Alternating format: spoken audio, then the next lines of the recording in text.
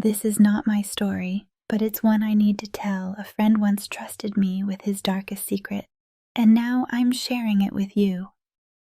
I used to genuinely believe the worst thing that could ever possibly happen to a guy, especially one living on a student budget, was running out of ramen at, say, 2 a.m. You know, that moment of existential dread when you stare into the abyss of an empty pantry?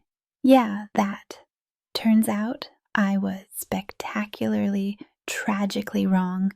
The actual worst thing, opening your fridge not for a late night snack but to find every single cup noodle you own, every last precious one, stabbed precisely 17 times. One for each girl who'd ever even dared to smile at me. And the note? Oh, the note. It was taped right to the fridge door, written in neat, elegant script. Big sis loves you, little brother. Don't make me count again. That, my friends, was Tuesday. Welcome to my life, or what's left of it anyway. It all kicked off about 3 months ago, the kind of night where the sky decided to empty itself all at once. A thunderstorm so loud and angry, even the neighborhood stray cat, you know, the one that acts like it owns the street, refused to go outside. It was just absolutely bucketing down. I was slogging home from my late shift at the convenience store, my hoodie doing a terrible job of keeping me dry, clinging to me like a second soggier skin. I rounded the corner feeling pretty sorry for myself when I saw her, huddled under the bus stop roof, a tiny, shivering figure, no umbrella, no shoes, just a thin, flimsy cardigan plastered to her like wet paper. Classic damsel in distress scenario, right? The kind you see in some cheesy anime. Except this was real life and smelled like damp concrete. My dumb, naive brain, fueled by a potent mix of exhaustion and a sudden, inexplicable surge of heroism, immediately went, "Be the hero, dude. This is your moment." So I did. I walked over, water squelching in my worn-out sneakers, and offered her my umbrella. It wasn't much, but it was something. She looked up, and even in the dim, flickering streetlights, I could see her eyes were red-rimmed, swollen from crying. She whispered, her voice barely audible over the drumming rain, You're the first person who's been nice to me in forever." And just like that, instant guilt trip, it hit me like a splash of icy rainwater. All my cynical thoughts about late shifts and ramen went right out the window. Who was I to leave someone out in this? So, against every fiber of my self-preservation instinct, I walked her back to my tiny, cramped studio apartment. It wasn't much, but it was dry. I rummaged through my drawers, found some old, oversized sweats and a t-shirt that had seen better days, and handed them to her, gave her the couch, my only seating option, really, and in a moment of pure, unadulterated kindness, half my leftover curry, she said her name was Aika. 17. No family, nowhere to go. My heart, still stubbornly clinging to its hero complex, told me she could crash for the night. Just one night. That was the contract etched clearly in my head. One night, get back on her feet, then she'd be off. She nodded, a small, fragile smile gracing her lips, and then, in the sweetest, most innocent voice I'd ever heard, she called me Oni-chan. My spine did a little shiver, a tiny, almost imperceptible tremor. But I blamed the cold, definitely the cold. What else could it be? Morning came, and with it a new, unsettling reality. I woke up to the smell of cleanliness and something savory. I stumbled out of my futon, bleary-eyed, to find the entire apartment transformed. It wasn't just clean, it was immaculate, like a tiny, dust bunny-free haven. My laundry, which I'd unceremoniously dumped in a corner the night before, was neatly folded on my desk, and on the minuscule kitchen counter, a steaming bowl of miso soup. It smelled incredible. I mean, it tasted better than my dead grandma's, and she was legendary for her miso. That should have been my first clue, right there. I told her, trying to sound casual, that she could stay a few more days while she looked for a job. Just until you get settled, you know? Big mistake. Colossal, life-altering mistake.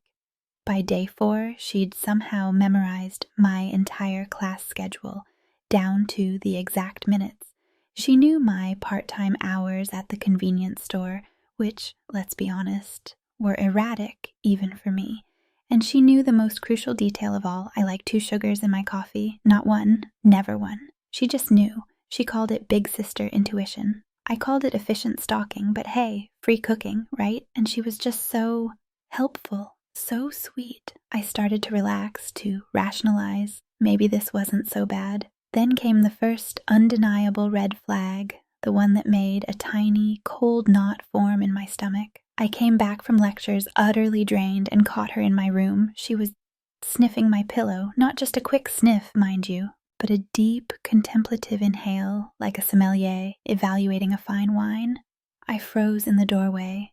She slowly turned, not a trace of embarrassment or surprise on her face, not a flinch.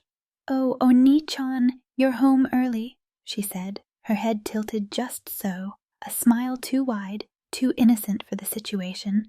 "Just checking if you changed fabric softener." "This one is adequate." I forced a laugh, a dry, reedy sound. We all have our quirks, right? Our little oddities. I tried to tell myself it was just a quirk. A very, very strange quirk. 1 week in, just 7 short days. And that's when she solidified her claim. She hands me a homemade bento box, a work of art, really, perfectly layered rice, colorful side dishes, little octopus-shaped sausages. It was almost too beautiful to eat. She watched me, her eyes sparkling, as she declared, "I decided I'm your older sister now." I blinked. Once, twice. I'm an only child, always have been. My brain did a quick inventory of my family tree, confirmed its utter barrenness.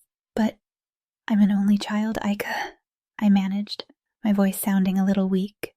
She just waved a hand dismissively. "Older sister isn't about blood, Oni-chan. It's a state of mind, a connection of souls." I shrugged, a nervous tick. Labels are free, right? What harm could it do? A casual honorary title. But in her mind, that shrug was a signed contract. The terms updated themselves instantly. She was family. I was her precious little brother, and family, she explained with a chillingly serene smile. Looks after each other. Forever. That word. Forever. It echoed in my head a bit longer than I liked. A little too loud, a little too final. That night the forever started to feel less like a comforting embrace and more like a tightening noose. I woke up abruptly, a sudden chill creeping over me, though the window was closed. My eyes fluttered open, and there she was, standing over my futon, a silhouette backlit by the sickly yellow glow of the street lamp filtering through the window. She was humming, a soft, gentle lullaby, but in that moment it sounded like a funeral dirge. My heart didn't just beat, it jackhammered against my ribs, a frantic drum solo of pure terror. I tried to move, but my muscles felt locked, frozen by a primal fear. She leaned closer, her voice a barely audible whisper. "You kicked off the blanket, little brother. You'll catch cold." Then, with the tenderness of a mother tucking in her child, she carefully pulled the blanket back up, tucking it snugly around me. She straightened, paused for a moment, then simply left. No footsteps, no creak of the floorboards, and just gone. I didn't sleep after that, not a wink. The humming, the shadow, the terrifying tenderness. It was all branded into my mind. I made another mistake. A classic, innocent, utterly devastating mistake. I mentioned my classmate Yui. She'd helped me cram for the midterm, a grueling session fueled by lukewarm coffee and shared panic. Nothing more, just academic solidarity. Next evening, Aika was plating dinner, humming cheerfully, a little tune I hadn't recognized before, but now associate with impending dread.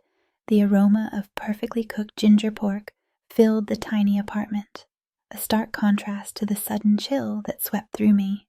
"So," she began, her voice light, conversational, "what does Yui like more, Oni-chan? Her front teeth or her pretty nails?" My chopsticks halfway to my mouth froze. The ginger pork suddenly tasted like ash. My brain scrambled. trying to process the innocent tone against the utterly menacing question. It couldn't be what I thought it was, could it? She giggled then, a bright tinkling sound. Joking, joking, she chirped, but her eyes didn't laugh.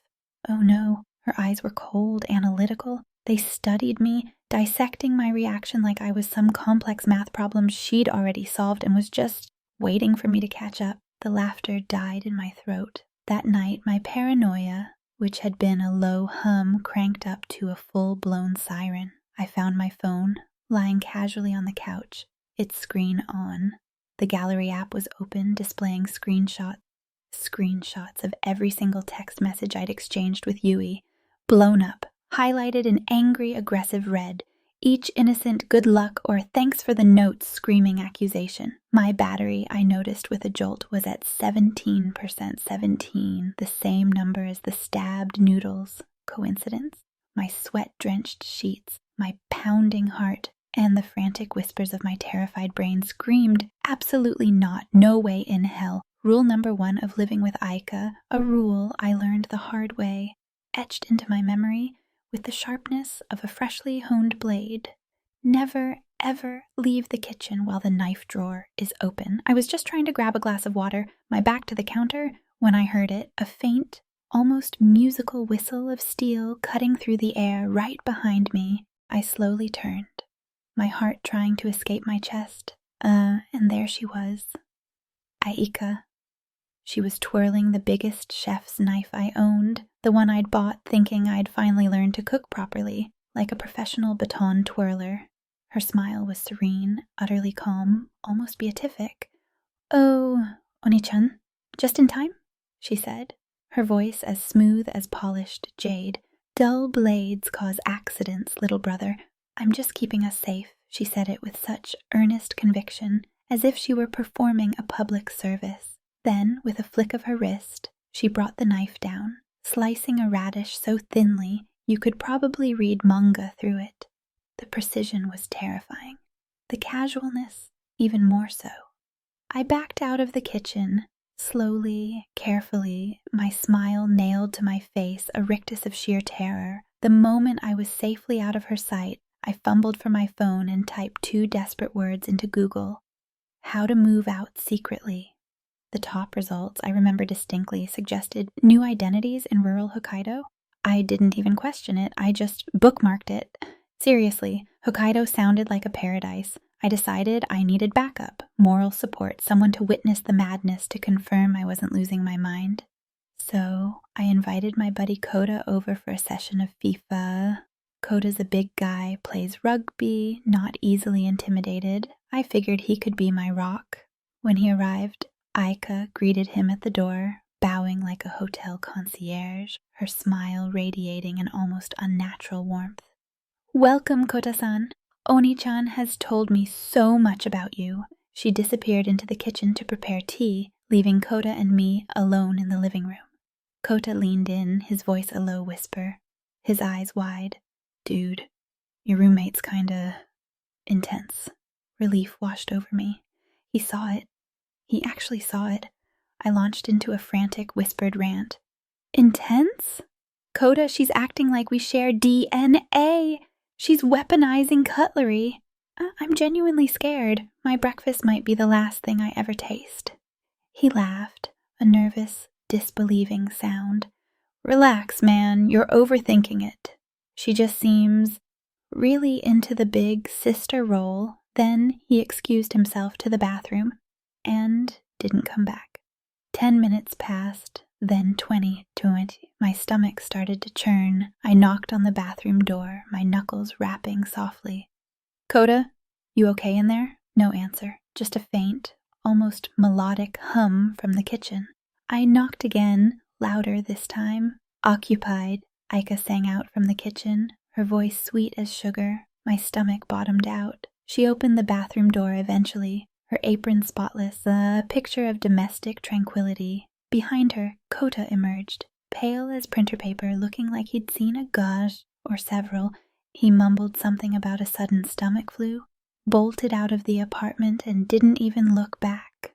Later that night, my phone buzzed. It was a text from Kota.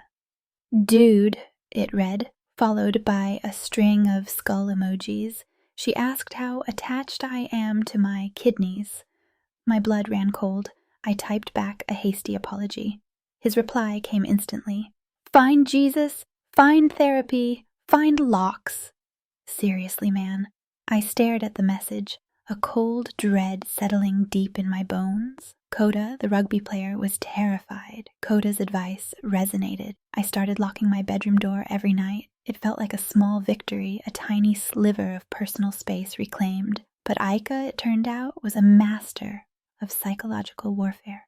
The next morning, I found a gift outside my locked door, a pink butterfly hair clip. It was delicate, almost ethereal. She cornered me later, her eyes wide and earnest. Oni-chan! You found it! That was Mama's, our Mama's, I blinked.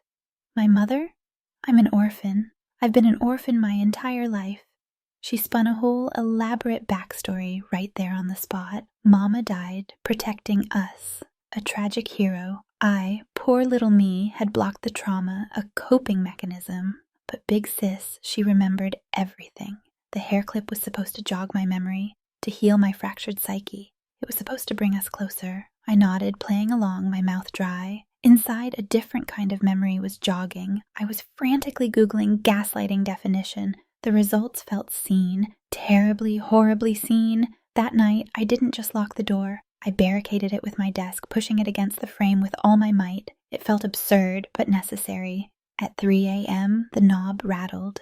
Gentle, so gentle, like a cat testing the bars of a cage, curious, but not forceful. Then Aika's voice, a soft, ethereal whisper, floated through the wood, clear as a bell. Sweet dreams, little brother. I slept with the lights on, all of them. The barricade wasn't working. The whispers were getting to me. I knew I had to escape. I hatched a plan, crash at the campus library for a week, then let the dorm office sort out some emergency housing. It was flimsy, desperate, but it was a plan. I started packing a go bag, shoving essentials into a small backpack while she was out buying groceries. I worked quickly, my heart hammering with a desperate hope. She returned early. Of course she did. She found the bag. Her eyes, usually so bright, glistened, not with tears, but with storm clouds, dark, ominous, ready to break.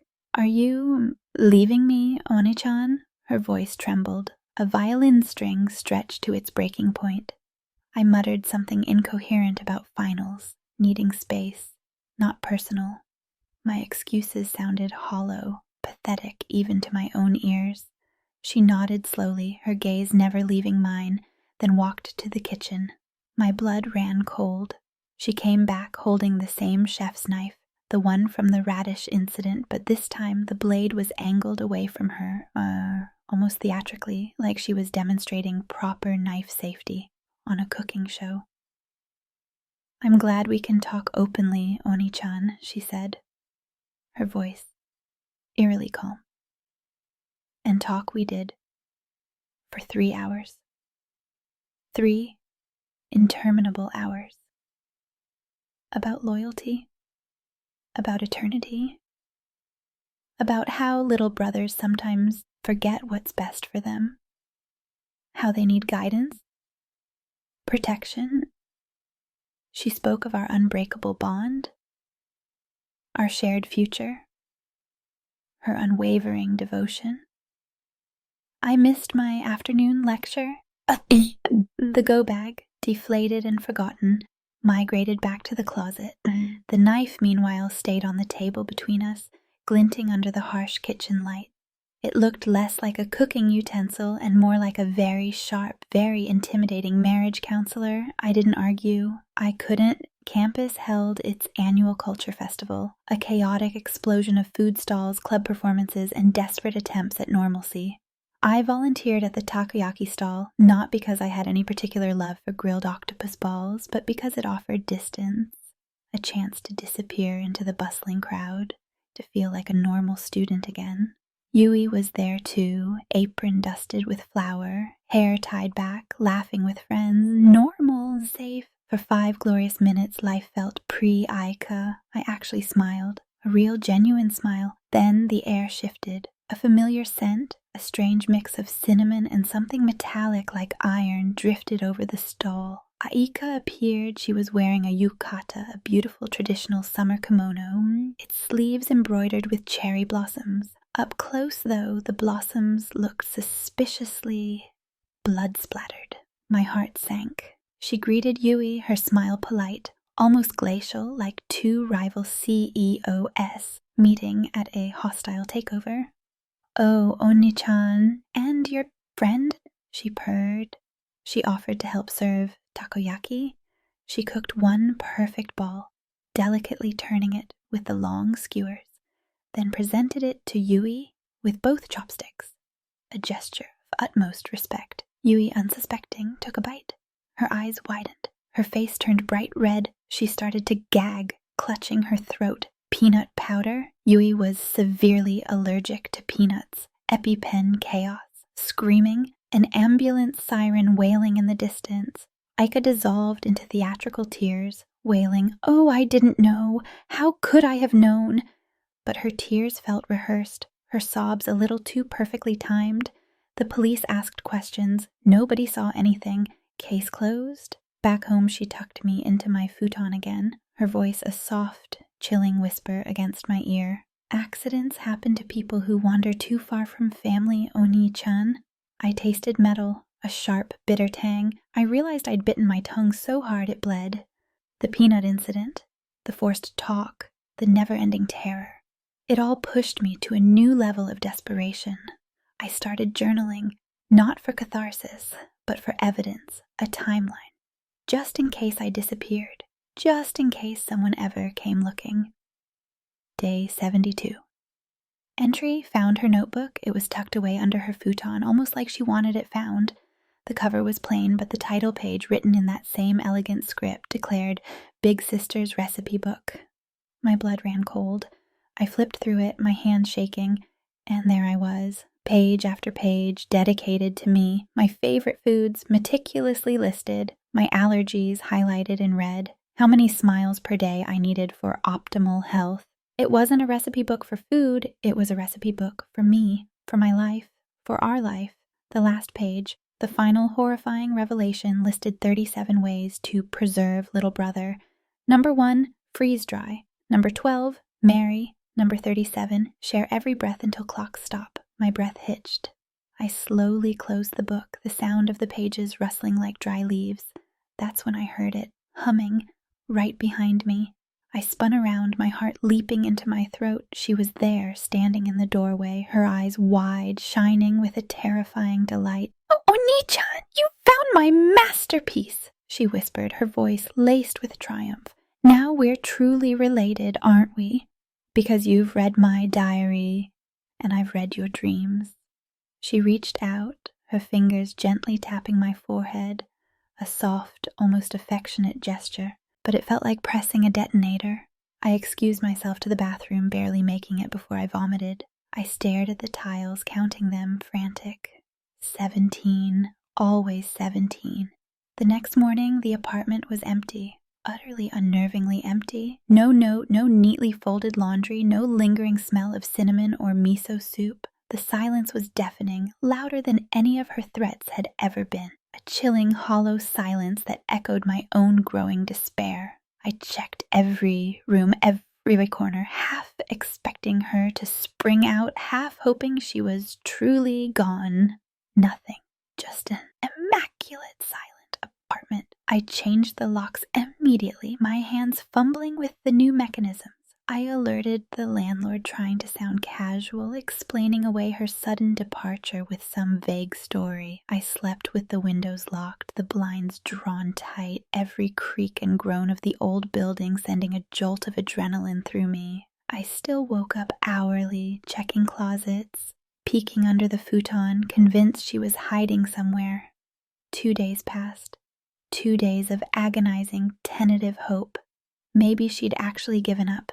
Maybe she'd found someone else to obsess over. Maybe I was finally free. On the third night, the power cut out.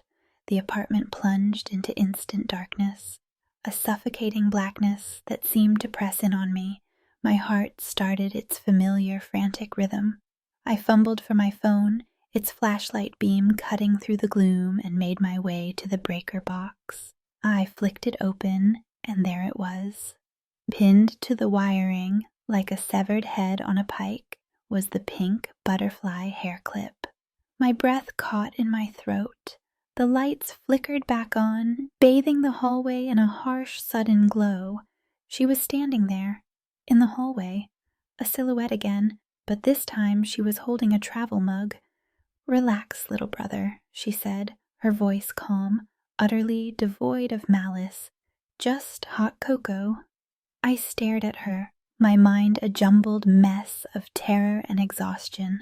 Refusing felt worse. It felt like an act of rebellion I couldn't afford, so I took the mug. I drank. It tasted normal, just hot cocoa. She watched me, her eyes shining like polished obsidian, reflecting the harsh light of the hallway. "From now on," she promised, her voice a soft, hypnotic murmur, "you'll sleep deeper." I woke 14 hours later, the longest, most profound sleep I'd had in months. My phone was dead, its battery drained. My calendar, which I'd meticulously updated, was wiped clean. My memory was a fog, a hazy, fragmented mess. But my toothbrush, I noticed, was already loaded with paste. Breakfast, miso soup, and perfectly cooked rice was steaming on the table. Her chair, opposite mine, was empty, her plate cleaned and stacked. She was grooming me, I realized, Pavlov style, breaking me down, rebuilding me, one perfectly prepared meal, one deep drugged sleep at a time. She cornered me on Sunday. Not literally, but the atmosphere was just as suffocating. Candles flickered on the small dining table, casting dancing shadows around the room. The table was set for two, with my best and only set of dishes. The centerpiece, a tiny velvet box. My heart sank. This wasn't a romantic dinner. This was a trap. Inside the box, nestled on a silken cushion, were two matching gold rings. They weren't just rings, though. They were shaped like tiny handcuffs, intricately designed, disturbingly beautiful. "Adoption papers burn, Oni-chan," she said softly, her voice like warm honey over gravel. "But vows are fireproof. No minister, no witness, no guests. Just her terrifyingly serene smile, and her eyes which reflected the glint of the very same chef's knife she'd used to carve the roast she'd prepared. My voice, when it finally escaped, was a stammering mess. I tried to defer. I claimed I needed parental consent, a pathetic, desperate joke. Considering I'm an orphan, she nodded, perfectly reasonable. "Of course, Oni-chan. Take until graduation, then we wed." My blood ran cold. "If you refuse..." She didn't finish the sentence. Instead, she simply gestured towards the balcony. My rescued stray cat, the one who'd refused to go out in the thunderstorm, was now sleeping soundly in a brand new carrier. The carrier door was padlocked. "Family must stay together, Oni-chan," she whispered, her gaze unwavering. I looked into the carrier. The cat looked back at me, its eyes wide, pitying. It was a silent feline plea. I agreed. The word was ash in my mouth, bitter and dry. She leaned in, kissed my forehead, her lips soft, her touch cold. The ring, when she slid it onto my finger, felt like a curse, heavy and inescapable. Outside, cherry blossoms, a cruel, beautiful mockery of spring, fell like pink snow. The proposal, the cat, the chilling finality of it all. It ignited a new, desperate fire in me. I contacted Kota again. Despite his previous terror, I begged him for the use of his uncle's empty condo in Osaka, promising him my firstborn and an eternal servitude. He was hesitant, clearly still traumatized, but eventually, bless his scared soul, he agreed. The problem? Cash. I needed money for a Shinkansen ticket, a one-way trip to freedom, but Aika, ever vigilant, monitored my bank app. She even changed the password weekly, usually to some new, terrifying phrase directly related to my latest nightmare. Solution: sell my retro games collection. Cash only. Book off was out, too public, so I listed my consoles on Mercari, arranging discreet meetups with buyers at station lockers, stashing the wads of bills inside a hollowed-out dictionary I'd bought specifically for this purpose. It was slow, agonizing work fraught with paranoia. Aika eventually noticed the empty shelves where my precious games used to sit. "Oh, Oni-chan, embracing minimalism, are we?" she chirped, her eyes too bright. I mumbled something about it being a new trend. She approved, enthusiastically. She bought me a monochrome wardrobe, all grays and blacks and whites, then, with a terrifying smile, burned my old, colorful hoodies in the sink. "Colors," she explained, as the smoke alarm screamed and the neighbors pounded on the walls, "attract bad influences." She just smiled through it all, like a hostess tending a hibachi grill, utterly unperturbed.